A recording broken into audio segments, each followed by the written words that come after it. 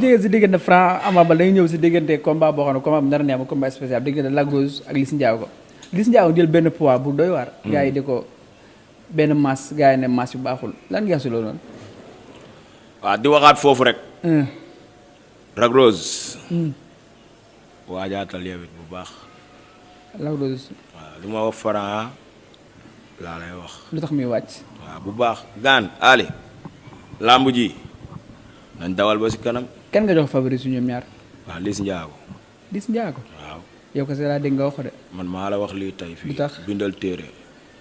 yàgg na. waaw booy xam nga dafa am booy yoo xam gis nga làmb gaan ginnaaw la de. làmb. waaw làmb ginnaaw la quoi.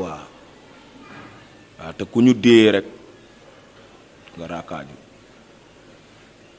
Lac Rose na dugg ci combat bi bu baax su dee bëgg na ci dara. waaw bu ko deful rek après dina su ma yëgoon bul xool ne ki ma daan moo mën kii. Lac Rose sortie yi mu def nga yaakaar Liss Ndiago war na ko mën a yëngal. non pour Liss tey gis nañ fi façon masse bu nekk. mbër di ñëw ñu naan gis nga masse bu mu yor ñu juru làmb ji mu pare ci làmb ji ne sa waay internet. dañuy fàttewaat sax masse ba nga yoroon. Siteu Modou Lo ba Siteu di ñëw teg bi fii lu ne nga dégg. dégg nga ci lu ne. waaw mu ñëw indi masse. après fa la mujj ba mu simee ko. gis nga fi tamit ay yeneen mbër yu fi génn fan yii nii bañ taxawee la lañ génnee masse.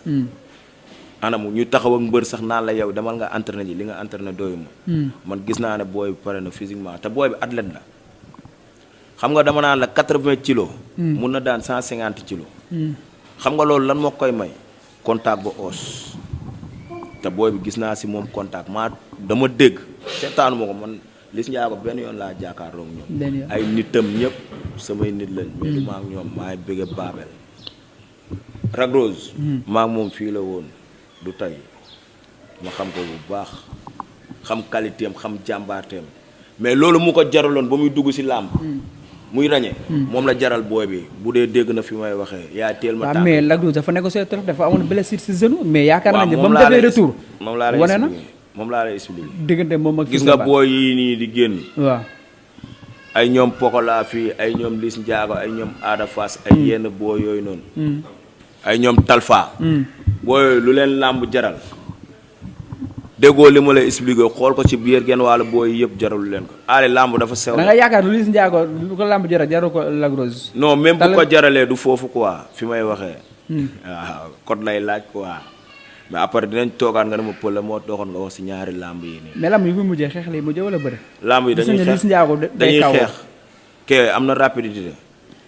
man su ma doon Lac Rose. Lac Rose soxla na ci xeex. su ma doon Lac Rose. waaw dinaa pare physiquement moralement mentalement mystiquement ñëw jàkkaaroog booy bi te xam ne booy bi foowul man li ma gis ci booy bi. xaw moo ko damay wax damay analyser li ma gis.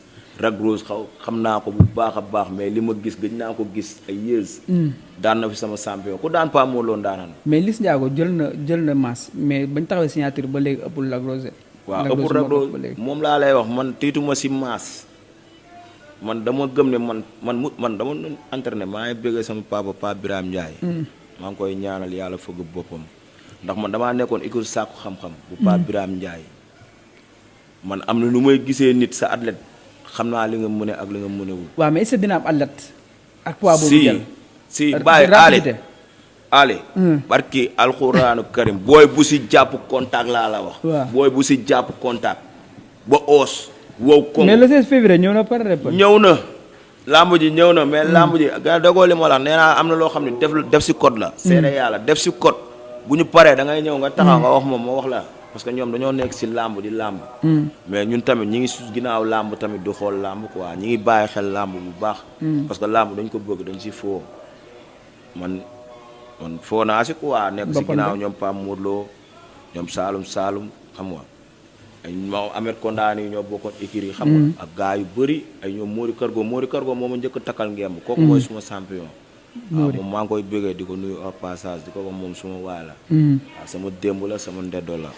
waaw di ko wax moom mu am jaamu bu baax kooku mooy sama champion. waaw moom mbapat fii Grand Médine mbapat Grand Yoff mbapat Pikine. man la su maay mbapat parcelle bi. kon man su ma nee la benn mbër su ma taxawee ba ne la mbër bi war na mun a daan mbër bi. am naa fu ma ko teg parce que lépp lu mu koy teg bu dul sport. waaw leneen li si ginnaaw après loolu def si code la quoi.